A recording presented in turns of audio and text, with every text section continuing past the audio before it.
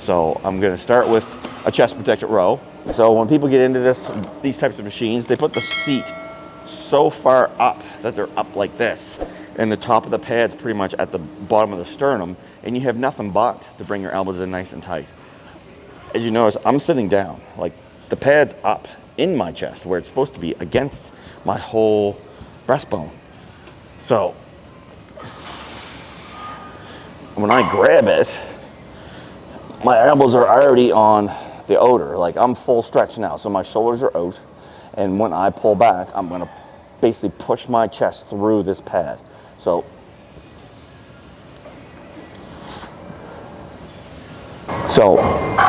if you think about it, like an easy analogy is if you put like something here, like say a juice box, or those people in my age group, kids born in the 80s, those juice bags. You put one of those there and you put your chest on it. And this is where a lot of people go astray. So most people, when they do this, they bring their chest up this way, which is, you know what, that bag's gonna drop. But my thought process is I'm gonna squeeze that bag and I'm gonna pop it. So I'm pushing my chest through the pad.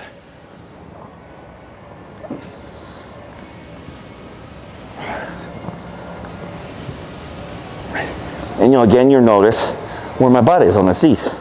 So you notice my butt is back. So I'm putting all my weight into this pad.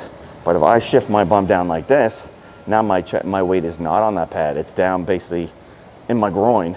So when I come back, my body has nothing to do but come back. So if you put your bum back, your feet behind you, and all your weight is now on the pad, there you go. Now your body has nothing, it can't come off the pad. So you're putting your body in a position that you're doing each rep correctly. Another big mistake is people, when they do this, they just jerk it and then they let it drop. So control the weight.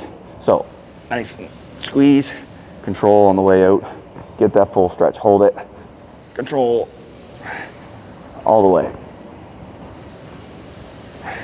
There you go with that. Sets enough to this. Again, 3 or 4 sets.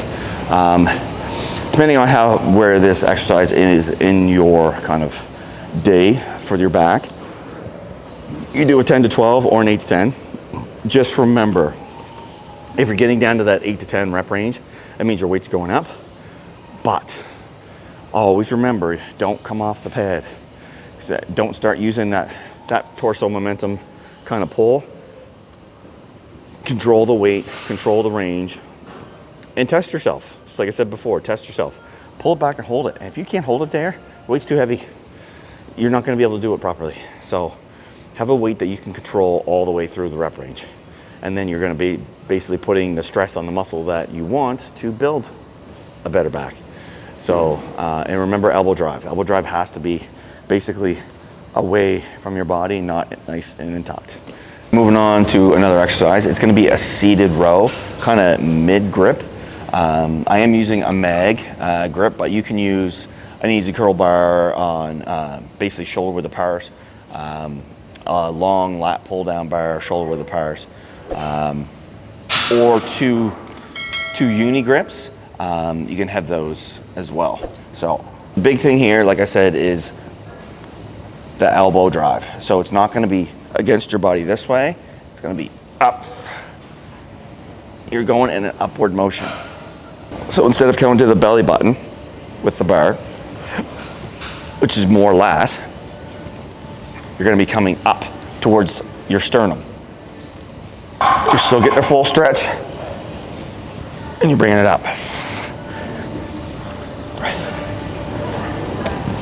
So another big, well, as always, people try to lift heavy. And when it comes to this, regardless if they're doing belly button or sternum, you get this torso. So as I explained before, when you get into the torso, you're taking out at least half of the rep to you actually doing a pull. So like, think about it. If I'm doing this, I'm starting to pull here and then it's here. See how short that is? Instead of starting the pull here, and the reason I'm coming like I'm sitting up, it's because I'm pulling that way. So regardless of what it is, if I'm full stretched out, the first pull is my shoulders. And then I'm trying to push my chest to this bar. So push, shoulders back, push.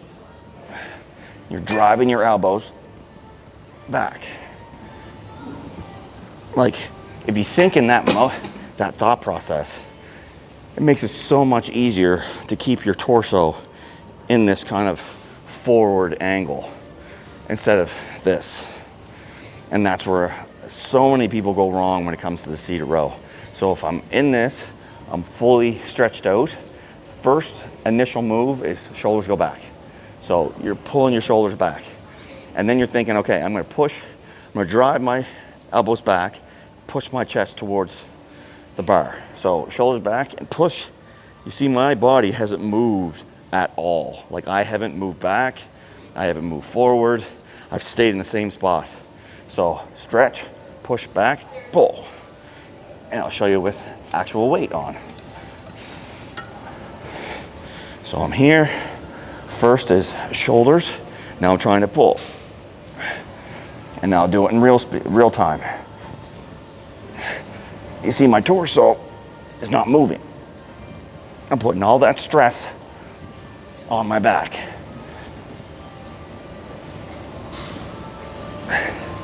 And that's where so many people go wrong. Like when people think, when I say chest pop, they think, okay, this torso's gotta come back because my chest is gonna be facing the roof. I understand what you're getting and what you're pulling from that, but the whole chest pop thing is making sure that your torso does not come back, does not do this. And you're putting all that stress on your back. And that's the reason for the chest pop, is the chest pop comes up so you can keep everything stagnant and everything stiff. So you don't have to keep doing this.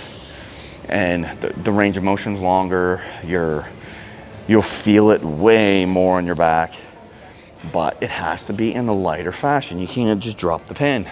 And that's where people go astray. So sets and rep for this. This is a back exercise, so you can go as high as 15 plus.